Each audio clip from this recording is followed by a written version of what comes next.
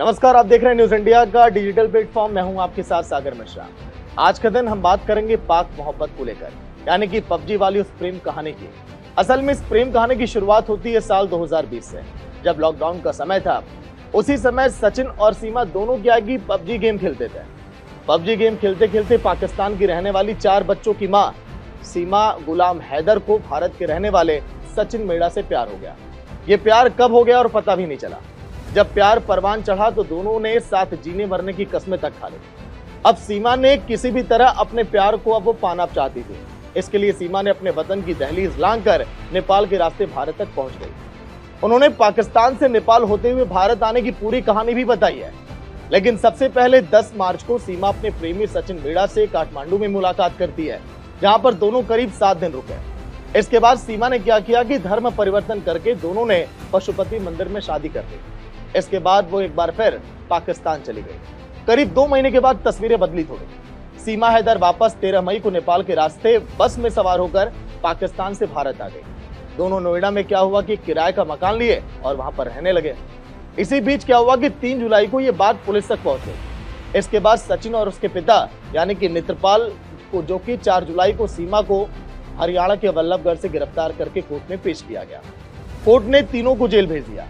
सीमा के बच्चों की कम उम्र की वजह से मां के साथ उसको भी जेल भेजा गया था, लेकिन शनिवार को कोर्ट ने सभी को फिलहाल अब रिहा कर दिया। ऐसे में अब सीमा जल्द ही गंगा में डुबकी लगाकर हिंदू धर्म को अपनाएगी और कहा जा रहा है कि कभी अब वो पाकिस्तान नहीं जाएगी, ना वो जाना चाहती है, ये सीमा कह रही है। लेकिन सीमा हैदर क्या वाकई में इश्क की खातिर पाकिस्तान से भारत आई है, या फिर इसके पीछे कोई गहरी साजिश है? कई ऐसे सवाल हैं, क्योंकि सीमा के सिम कार्ड और फोन को लेकर भी अब सवाल खड़े हो रहे हैं।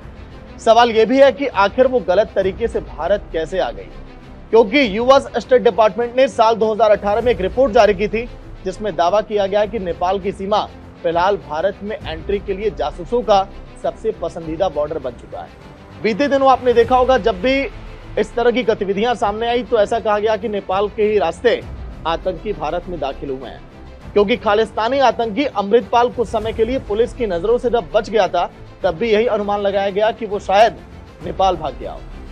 अमेरिका की कंट्री रिपोर्ट ऑन टेररिज्म के मुताबिक फिलहाल कई चरमपंथी ताकतें भारत के खिलाफ काम करने में लगी हैं और लगभग सभी आने जाने के लिए नेपाल सीमा का इस्तेमाल करती हैं।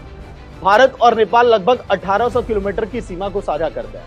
हमारे यहाँ 5 राज्य, अगर हम बात करें उत्तराखंड, उत्तर प्रदेश, बिहार, पश्चिम बंगाल और सिक्किम, इस देश से सटे हुए हैं। सबसे बड़ा हिस्सा वही है जिसे हमने ओपन बॉर्डर घोषित कर रखा है। इंटरनेशनल संधि के तहत नेपाल और भारत ने आपस में भरोसा जताते हुए ये हिस्से खुले ही रखे हैं। यहाँ पर उस तरह की सुरक्षा नहीं है जैसे आपने बाकी हिस्सों में देखा होगा बॉर्डर पर। यहाँ तक कि इस रास्ते पर कटीली बाड़े भी नहीं है। जो आपने देखा है बॉर्डर पर अमूमन बॉर्डर को कोई पार करके ना आ पाए, इस तरह की चीजें लगाई जाती हैं। लेकिन यहाँ पर कई सारी खामियां हैं। ये जांच का विषय है कि आखिर कैसे सीमा हैदर भारत में आई और आखिर वाकई में उसका मकसद क्या है। फिर होगी मुलाकात अगले वीडियो में। देखते रहिए हमारा डिजिटल प्लेटफॉर्म।